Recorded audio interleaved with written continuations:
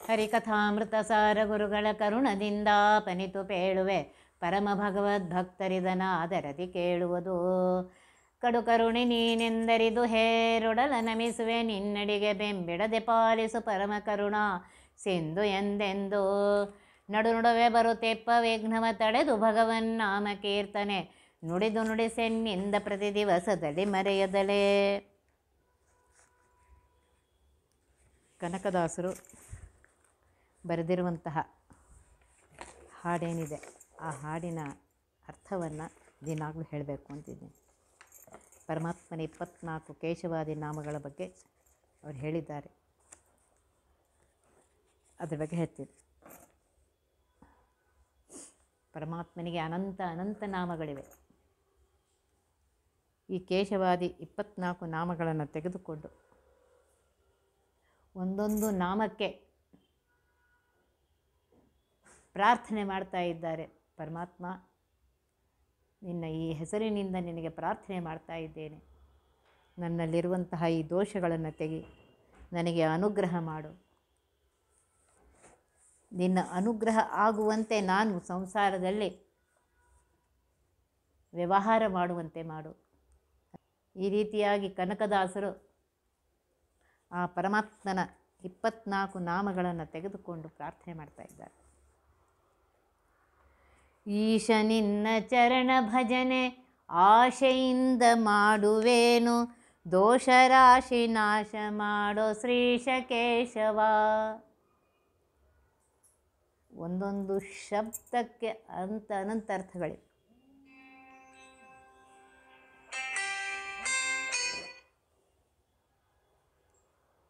ಈಶಾ ಅಂತ ಹೇಳಿದ್ರು.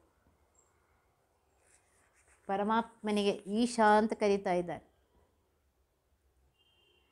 ಸರ್ವೋತ್ತಮನಾಗಿರುವಂತಹ, ಸರ್ವೋತ್ಕೃಷ್ಟನಾಗಿರುವಂತಹ, ಸರ್ವಸ್ವಾಮಿಯಾಗಿರುವಂತಹ ಹೇ ಪರಮಾತ್ಮ, ಲಕ್ಷ್ಮೀಪತಿಯಾಗಿರುವಂತಹ ಪರಮಾತ್ಮ, ನಿನ್ನ ಅಂತ ಹೇಳ್ತಾ ಇದ್ದಾರೆ. ಇನ್ಯಾರ್ದು ಅಲ್ಲಪ್ಪ, ಪರಮಾತ್ಮ ಸರ್ವೋತ್ತಮನಾಗಿರುವಂತಹ ನಿನ್ನ ಪಾದ ಭಜನೆಯ ಚರಣ ಅಂತ ಇದ್ದಾರೆ.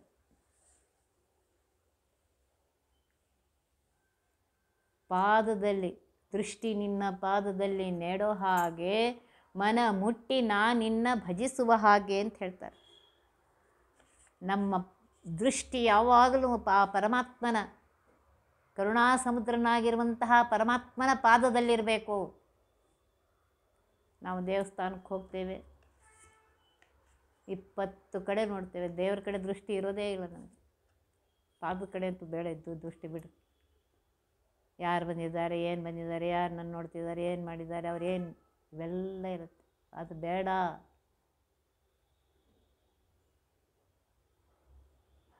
ಪರಮಾತ್ಮನ ಚರಣದಲ್ಲಿಯೇ ಇರಬೇಕು ನಮ್ಮ ದೃಷ್ಟಿ. ಆ ಚರಣ ಎಂಥದ್ದು, ಪರಮಾತ್ಮನ ಪಾದ ಎಂಥದ್ದು. ಆ ಪಾದದಲ್ಲಿ ದೃಷ್ಟಿ ಇಟ್ಟರೆ ಸಾಕು, ನಮ್ಮ ಎಲ್ಲ ದೋಷಗಳನ್ನು ಇದು ಮಾಡ್ತಾರೆ. ಸುಂದರವಾದ ಪಾದ, 14 ಲೋಕಗಳನ್ನು ಹೊತ್ತಿರುವಂತಹ ಪಾದ. ಅತ್ಯಂತ ಸುಂದರವಾಗಿರುವಂತಹ ಆ ಪಾದದಲ್ಲಿ ನನ್ನ ದೃಷ್ಟಿ ಇರಬೇಕಪ್ಪ.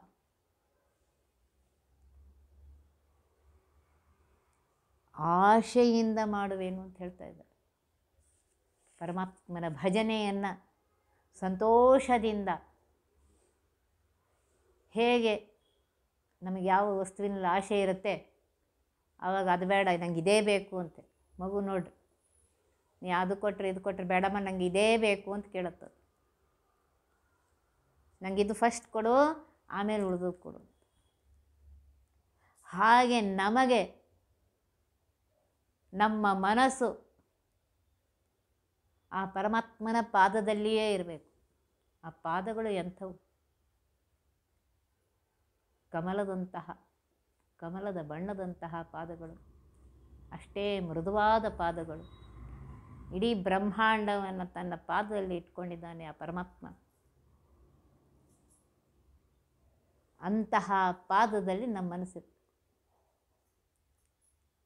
ನಾನು ಎಲ್ಲರಿಗೂ ಅದೇ ಹೇಳ್ತೇನೆ, ದೇವಸ್ಥಾನಕ್ಕೆ ಹೋಗಿರ್ತೇವೆ,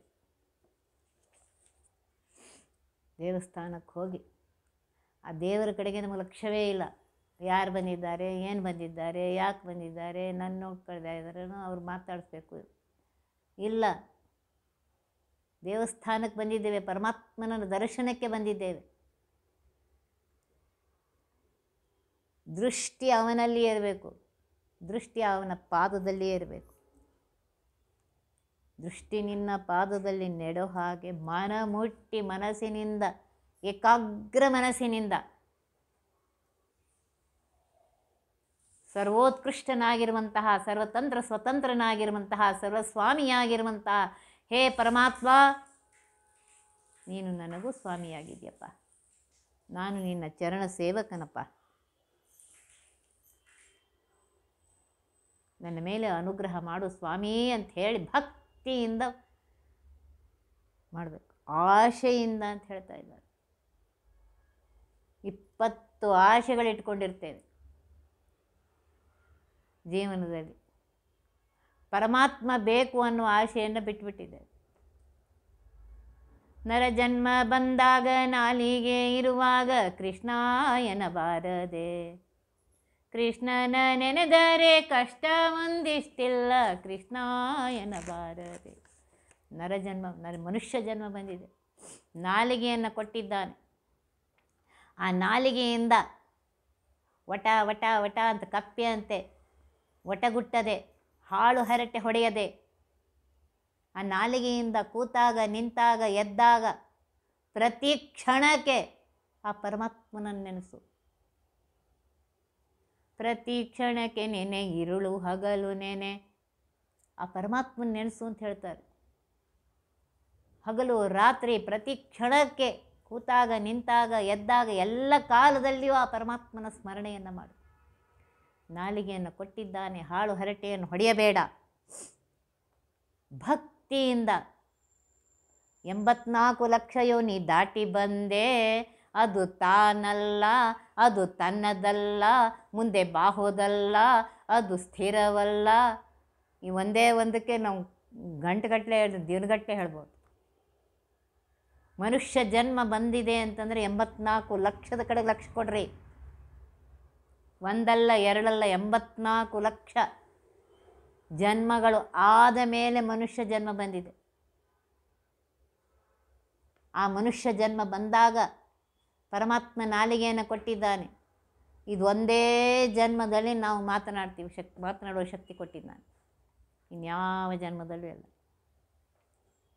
ಆ ನರಜನ್ಮ ಬಂದಿದೆ, ನಾಲಿಗೆಯನ್ನು ಕೊಟ್ಟಿದ್ದಾನೆ, ಹಾಳು ಹರಟೆಯನ್ನು ಹೊಡೆಯದೆ, ಸಮಯವನ್ನು ಹಾಳು ಮಾಡದೆ,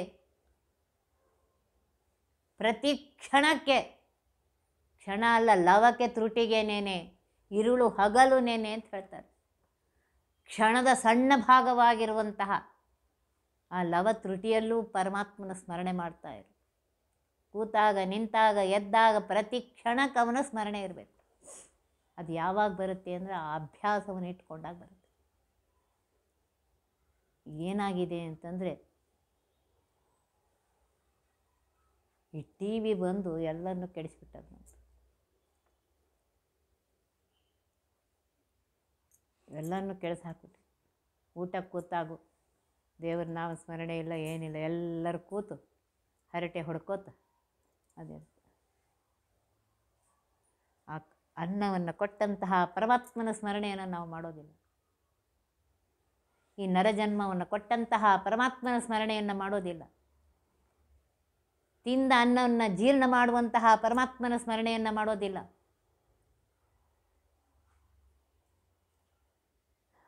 ಒಂದು ನೆನ್ಪಿಟ್ಕೊಳ್ರಿ, ಮತ್ತೆ ಮನುಷ್ಯ ಜನ್ಮ ಬರಬೇಕಾದ್ರೆ 84 ಲಕ್ಷ ಯೋನಿ ಆ ಕಡೆ ಹೋಗ್ಬಿಟ್ವಿ ಅಂತಂದರೆ ಮತ್ತೆ ಮನುಷ್ಯ ಜನ್ಮ ಬರೋದು ಯಾವಾಗಲೂ. ಅದಕ್ಕೆ ಹೇಳಿದ್ರು, ನರಜನ್ಮ ಬಂದಿದೆ, ನಾಲಿಗೆಯನ್ನು ಕೊಟ್ಟಿದ್ದಾನೆ, ಪ್ರತಿ ಕ್ಷಣಕ್ಕೆ ಅವನನ್ನು ನೆನೆಸು. ಕ್ಷಣಕ್ಕೆಲ್ಲ ಸಣ್ಣ, ಅದು ಲವದ ತ್ರುಟಿಗೆ ಅದರ ಸಣ್ಣ ಭಾಗವಾಗಿ ಪ್ರತಿ ಕ್ಷಣಕ್ಕೆ ಅವನ ಸ್ಮರಣೆ. ಅದು ಯಾವಾಗ ಬರುತ್ತೆ? ನೀವು ಸತತ ಸ್ಮರಣೆ ಮಾಡ್ತಾ ಇರಬೇಕು. ಪರಮಾತ್ಮ ನೀನು ಸರ್ವೋತ್ತಮನಾಗಿದ್ದಿ, ಸರ್ವೋತ್ಕೃಷ್ಟನಾಗಿದ್ದಿ. ಎಲ್ಲ ತತ್ವಾಭಿಮಾನಿ ದೇವತೆಗಳ ಅಂತರ್ಗತನಾಗಿ, ಭಾರತೀ ರಮಣ ಮುಖ್ಯ ಪ್ರಾಣಾಂತರ್ಗತನಾಗಿ ನೀನೇ ಎಲ್ಲ ಕೆಲಸವನ್ನು ಮಾಡಿಸ್ತಾ ಇದ್ದೀಯಪ್ಪ. ನಾವಿಲ್ಲಿ ಬರುವಾಗ ಪ್ರವಚನ ಹೇಳುವಾಗ ಇದನ್ನು ಹೇಳಬೇಕು ಅದನ್ನು ಹೇಳಬೇಕು ಅಂತೆಲ್ಲ ನೋಟ್ಸು ಮಾಡಿರ್ತೀವಿ, ಎಲ್ಲ ಮಾಡಿರ್ತೀವಿ, ಹೇಳಬೇಕು ಅಂತಿರ್ತೀವಿ, ಎದುರಿಗೆ ಇರುತ್ತೆ ಎಲ್ಲ. ಆದರೆ ಸರ್ವೋತ್ತಮನಾಗಿರುವಂತಹ, ಸರ್ವೋತ್ಕೃಷ್ಟನಾಗಿರುವಂತಹ ಪರಮಾತ್ಮನಿಗೆ ಈ ಕ್ಷಣಕ್ಕೆ ಇದೇ ಹೇಳಿಸ್ಬೇಕು ಅಂತಿದೆ, ಅಷ್ಟೇ ನೆನಪು ಮಾಡಿಸ್ತಾನೆ, ಅಷ್ಟೇ ನಮ್ಮ ಬಾಯಿಂದ ಹೇಳಿಸ್ತಾನೆ. ಈ ಪ್ರತಿ ಕ್ಷಣಕ್ಕೆ ಅವನು ಸರ್ವೋತ್ತಮನಾಗಿದ್ದಾನೆ, ಸರ್ವತಂತ್ರ ಸ್ವತಂತ್ರನಾಗಿದ್ದಾನೆ, ನಾನು ಅವನ ಅಧೀನನಾಗಿದ್ದೇನೆ. ಅಂತಹ ಸರ್ವೋತ್ತಮನಾಗಿರುವಂತಹ ಪರಮಾತ್ಮ,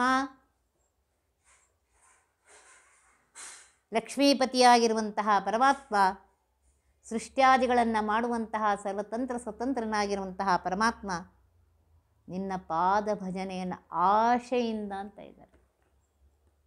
ಒಂದೊಂದು ಶಬ್ದಗಳು ಲಕ್ಷಕೊಟ್ಟು ಆಶೆಯಿಂದ, ಇಷ್ಟಪಟ್ಟು, ಸಂತೋಷದಿಂದ ಇನ್ನೂ ಬೇಕು ಇನ್ನೂ ಬೇಕು ಬೇಕು ಅಂತ ಮಾಡ್ತೇನೆ.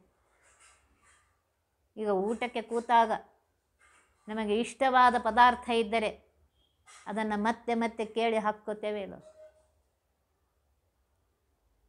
ಅವಾಗ ಈಗ ಟಿ ವಿದೊಂದು ಹುಚ್ಚಿಡಿದೆ, ಟಿ ವಿಯನ್ನು ಅದೇ ಪ್ರೋಗ್ರಾಮನ್ನು ಮತ್ತೆ ಮತ್ತೆ ಹಾಕಿ ನೋಡ್ತೀರಾ ಇಲ್ಲ ನಿಮಗೆ ಇಷ್ಟವಾದ ಪ್ರೋಗ್ರಾಮನ್ನು. ಹಾಗೆ ಪರಮಾತ್ಮನ ಭಜನೆಯನ್ನು ಸಂತೋಷದಿಂದ ಇಷ್ಟಪಟ್ಟು ಮತ್ತೆ ಮತ್ತೆ ಅವನ ಹೆಸರನ್ನು ತಗೋತೀವಿ ನಾವು. ಆಶೆಯಿಂದ ಅಂತಿದ್ರೆ ಒಂದೊಂದು ಶಬ್ದದ ಲಕ್ಷಕೊಡ್ರಿ. ಅಪ್ಪ ಪರಮಾತ್ಮ, ನಿನ್ನ ಭಜನೆಯನ್ನು ಸಂತೋಷದಿಂದ ಇಷ್ಟಪಟ್ಟು ಮಾಡ್ತೀನಪ್ಪ. ನೀನೇನು ಮಾಡಬೇಕು ಅಂದರೆ, ನಾನು ಇಷ್ಟಪಟ್ಟು ನೀನೇ ಸರ್ವೋತ್ತಮ, ಸರ್ವೋತ್ಕೃಷ್ಟ, ಸರ್ವಸ್ವಾಮಿ ಅಂಥೇಳಿ ನಿನ್ನ ಪಾದದಲ್ಲಿ ನನ್ನ ಮನಸ್ಸನ್ನು ಇಟ್ಟು, ನನ್ನ ಮನಸ್ಸು ಇನ್ನೆಲ್ಲೂ ಹೋಗದಂತೆ ನಿನ್ನ ಪಾದದಲ್ಲೇ ಇಟ್ಟು ನಿನ್ನ ಭಜನೆಯನ್ನು, ನಿನ್ನ ಸ್ಮರಣೆಯನ್ನು, ನಿನ್ನ ಸ್ತೋತ್ರವನ್ನು ಇಷ್ಟಪಟ್ಟು ಮಾಡ್ತೇನೆ. ನೀ ಏನು ಮಾಡಬೇಕು ಪರಮಾತ್ಮ? ದೋಷ ರಾಶಿ ನಾಶ ಮಾಡೋ ಶ್ರೀಶ ಕೇಶವ. ಪ್ರತಿ ಕ್ಷಣಕ್ಕೆ ನಾವು ಅನಂತ ಅನಂತ ಅನಂತ ಪಾಪಗಳನ್ನ ಮಾಡ್ತೇವೆ. ಅನಂತ ಜನ್ಮಗಳಿಗಾಗಿದೆ, 84 ಲಕ್ಷ ಯೋನಿ ದಾಟಿ ಬಂದಿದ್ದೇವೆ ಈ ಮನುಷ್ಯ ಜನ್ಮಕ್ಕೆ. ಎಷ್ಟು ಪಾಪ ಮಾಡಿರ್ಬೇಕು ಹೇಳ್ರಿ? ಈಗ ಈ ಜನ್ಮದಲ್ಲಿ ಎಷ್ಟು ಪಾಪ ಮಾಡಿರ್ಬೇಕು ಹೇಳ್ರಿ? ಈ ಪಾಪಗಳಿಂದ ಹೊರಗೆ ಬರಬೇಕಾದ್ರೆ ನಿನ್ನ ಅನುಗ್ರಹ ಬೇಕಪ್ಪ ಸ್ವಾಮಿ. ರಾಶಿ ರಾಶಿ ದೋಷಗಳನ್ನು ಮಾಡಿದ್ದೇನೆ ಪ್ರತಿ ಕ್ಷಣಕ್ಕೆ. ಹೇಳಿದವರು ಊಟಕ್ಕೆ ಕೂತಾಗ ಪರಮಾತ್ಮನ ನೈವೇದ್ಯವನ್ನು ಮಾಡಿ, ಆನಂತರ ಮಹಾಲಕ್ಷ್ಮೀ ದೇವಿಯ ನೈವೇದ್ಯವನ್ನು ಮಾಡಿ,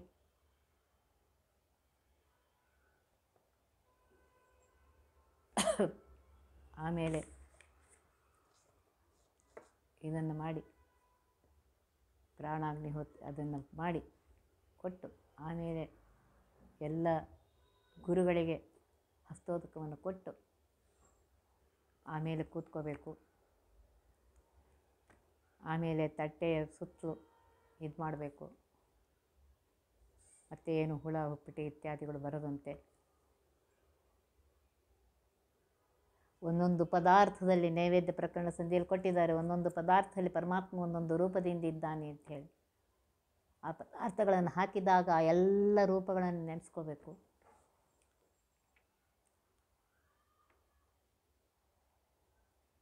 ನೆನೆಸಿಕೊಂಡು ಪರಮಾತ್ಮನಿಗೆ ಅರ್ಪಿಸಿ ಅದನ್ನು ಸ್ವೀಕಾರ ಮಾಡಿ. ಪ್ರತಿ ತುತ್ತಿಗೆ ಪರಮಾತ್ಮನ ನೆನೆಸು ಅಂತ ಹೇಳ್ತಾರೆ. ಹರಟೆ ಹೊಡೆಬೇಡ,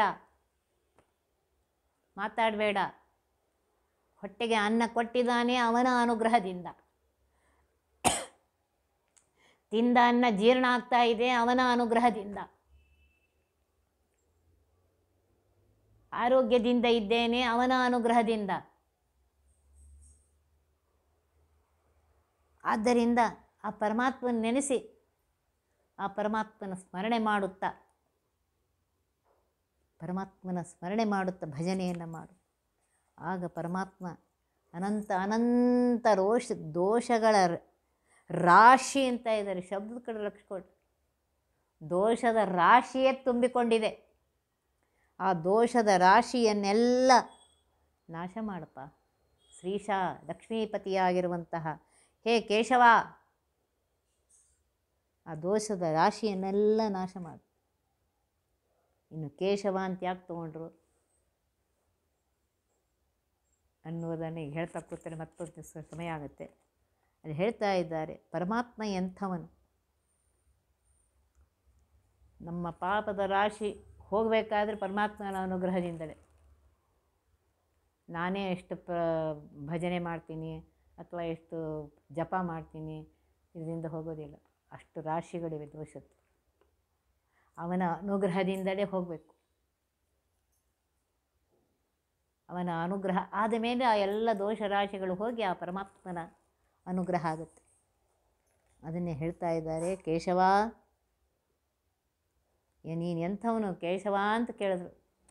ಕ ಅಂದರೆ ಬ್ರಹ್ಮ, ಈಶ ರುದ್ರ ಇವರಿಗೂ ಸ್ವಾಮಿಯಾಗಿರುವಂತಹ ಬ್ರಹ್ಮ ರುದ್ರ ಇತ್ಯಾದಿ ಎಲ್ಲ ದೇವತೆಗಳಿಗೂ ಸ್ವಾಮಿಯಾಗಿರುವಂತಹ, ಸೃಷ್ಟ್ಯಾದಿಗಳನ್ನು ಮಾಡುವಂತಹ, ಅವರನ್ನು ರಕ್ಷಣೆ ಮಾಡುವಂತಹ, ಸರ್ವೋತ್ತಮನಾಗಿರುವಂತಹ, ಸರ್ವೋತ್ಕೃಷ್ಟನಾಗಿರುವಂತಹ, ಸರ್ವಸ್ವಾಮಿಯಾಗಿರುವಂತಹ ಅಪ್ಪ ಪರಮಾತ್ಮ ಕೇಶವ, ನಿನಗೆ ನಾನು ಶರಣು ಹೊಕ್ಕಿದ್ದೇನೆ, ನಿನಗೆ ಶರಣು ಬಂದಿದ್ದೇನೆ. ದೋಷ ರಾಶಿ ಅಂತ ಇದ್ದಾರೆ. ಶಬ್ದದ ಕಡೆ ಲಕ್ಷ್ಯ ಕೊಡಿ. ಈ ಒಂದೇ ಪದ್ಯ ತಿಂಗಳಾನ್ಗಟ್ಟಲೆ ಹೇಳ್ಬೋದು, ಅಷ್ಟು ಅರ್ಥ ತುಂಬಿದ್ದಾರೆ ಅವರು. ದೋಷದ ರಾಶಿ ಅಂತ ಇದ್ದಾರೆ.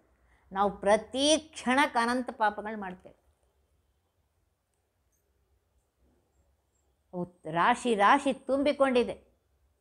ಅದರ ಭಾರದಲ್ಲಿ ಎಲ್ಲಿ ಬಿದ್ದಿದ್ದೇವೋ ಗೊತ್ತಿಲ್ಲ. ಉದ್ಧಾರ ಆಗಬೇಕಾಗಿದ್ದರೆ ಪರಮಾತ್ಮ ಆ ರಾಶಿಯನ್ನೆಲ್ಲ ನಾಶ ಮಾಡಿದ ಮೇಲೆ ನಾವು ಉದ್ಧಾರ ಆಗ್ತೇವೆ. ಆ ರಾಶಿಯ ಮಧ್ಯದೊಳಗೆ ಸಿಕ್ಕಾಕ್ಕೊಂಡ್ಬಿಟ್ಟಿದ್ದೆ. ಅದನ್ನೆಲ್ಲ ರಾಶಿಯನ್ನು ನಾಶ ಮಾಡಿ ನನ್ನ ಮೇಲೆ ಅನುಗ್ರಹ ಮಾಡಪ್ಪ ಕೇಶವ. ಸರ್ವೋತ್ತಮನಾಗಿರುವಂತಹ, ಸರ್ವೋತ್ಕೃಷ್ಟನಾಗಿರುವಂತಹ, ಸರ್ವಸ್ವಾಮಿಯಾಗಿರುವಂತಹ ಹೇ ಪರಮಾತ್ಮ, ನಿನಗೆ ಶರಣು ಹೊಕ್ಕಿದ್ದೇನೆ. ನಿನ್ನ ಭಜನೆಯನ್ನು, ನಿನ್ನ ಸ್ತೋತ್ರವನ್ನು ಭಕ್ತಿಯಿಂದ ಮಾಡ್ತಾ ಇದ್ದೇನೆ. ನಿನ್ನ ಪಾದದಲ್ಲಿ ಮನಸ್ಸನ್ನು ಇಟ್ಟು ನಾನು ಬೇಡ್ಕೋತಾ ಇದ್ದೇನೆ. ನನ್ನ ಈ ದೋಷ ರಾಶಿಯನ್ನು ನಾಶ ಮಾಡಿ ನನ್ನ ಮೇಲೆ ಅನುಗ್ರಹ ಮಾಡಪ್ಪ ಅಂತ ಹೇಳಿ ಬೇಡ್ಕೋತಾ ಇದ್ದಾರೆ. ನೋಡಿ ಎಷ್ಟು ಸುಂದರವಾಗಿ ಹೇಳ್ತಾ ಇದ್ದಾರೆ. ಇದು ಇನ್ನೂ ಪಲ್ಲವಿಯೇ ಇನ್ನೂ ಹೇಳೋಷ್ಟಿದೆ. ಅಷ್ಟು ಸುಂದರವಾಗಿ ಹೇಳ್ತಾ ಇದ್ದಾರೆ, ಬೇಡ್ಕೋತಾ ಇದ್ದಾರೆ. ಯಾವಾಗಲೂ ನನ್ನ ಮನಸ್ಸು ಆ ಪರಮಾತ್ಮನ ಪಾದದಲ್ಲಿಯೇ ಇರಬೇಕು, ಇನ್ನೆಲ್ಲೂ ಕಡೆಗೆ ಹೋಗಬಾರ್ದು. 24 ಗಂಟೆ ಆ ಪರಮಾತ್ಮನ ಪಾದದಲ್ಲೇ ಇರಬೇಕು. ಲಕ್ಷ್ಮೀಪತಿಯಾಗಿರುವಂತಹ ಪರಮಾತ್ಮನ ಪಾದದಲ್ಲೇ ಇದ್ದಾಗ ಅನಂತ ಅನಂತ ಪಾಪಗಳಿಂದ ನಾವು ಮುಕ್ತರಾಗ್ತೇವೆ ಅನ್ನೋದನ್ನು ಹೇಳ್ತಾ ಇದ್ದಾರೆ. ಒತ್ತಿ ಬಹ ವಿಘ್ನಗಳ ಕಳೆದ ಮೃತ್ಯುವಿಗೆ ಮರೆ ಮಾಡಿ ಕಾಲನ ದೂತರಿಗೆ ಭೀಕರವ ಪುಟ್ಟಿಸಿ ಸಕಲ ಸಿದ್ಧಿಗಳ ಒತ್ತಿಗೊಳ್ಳೆ ಶಿವನರು ಹೇಕ್ಷಣ ನೃತ್ಯ ಮಾಡುವರವರ ಮನೆಯೊಳು ನಿತ್ಯ ಮಂಗಳ ಹರಿಕಥಾಮೃತ ಸಾರ ಪಠಿಸುವರ.